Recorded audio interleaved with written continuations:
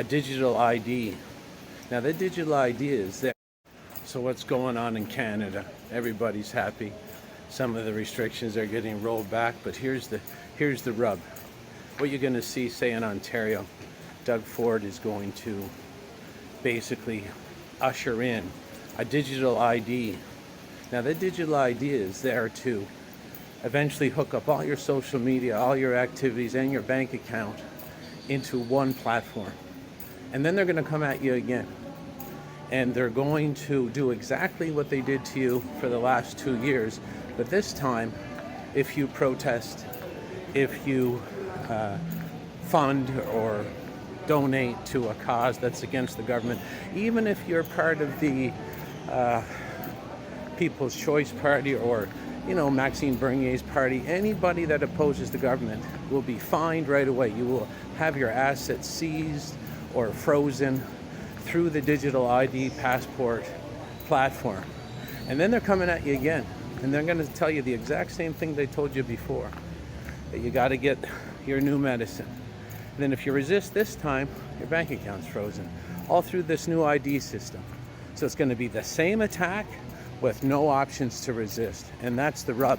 And that's also why BC is keeping the mask mandates, because they're going to have surveillance cameras anywhere, and if you have your mask around your nose, you get a $100 fine. And if you don't have a mask, you get a $250 fine.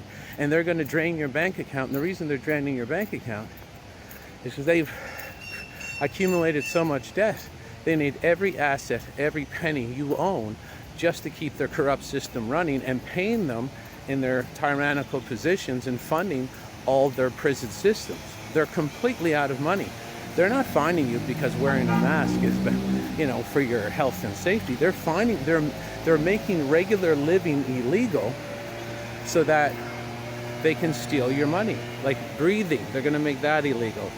Walking, that's going to be illegal. Working, that's going to be illegal. So this is a very common tactic of tyrannical governments, is they make regular living illegal and then fine you into oblivion just to steal your money and to legitimize stealing your money, because if they came to your door and used a gun to steal your money, you might resist. So they're going to come at you again. It doesn't matter which side of the fence you are too with the new medicine. There's a point where either you're going to perish from taking application after application of the new medicine, or you'll get injured and you'll want to stop. No, you won't be able to stop. You won't be able to stop at all, because if you do, they'll fine you into non-existence, so you can't even afford food. That's called double-bind mind control. Double-bind mind control is a choice between two equally fatal options. So death or death. Enjoy your freedom of choice. Take your pick. Door number 1 or door number 2. Death or death. And when a government does that, when any ruling force gives you two choices, both equally fatal, that is actually known as the litmus test for pure evil, and people got to wake up. So back in Canada, I know people want to get back out and barbecue and get on their March break trips, and that's the sedation and distraction that's going to be their doom, because when they come with that digital passport, they're going to roll out everything 3-4 times as hard as they did between 2020 and 2022. And this time, when your digital passport is hooked up to your bank account and you resist, they're going to flush you down the toilet. And then if you do comply, you're also flushed down the toilet.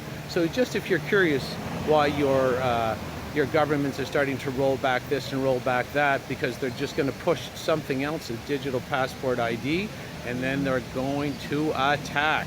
And if you resist again, you'll be fined into financial non-existence as they steal your money under false pretenses. This is Christoff signing off. Thank you for listening.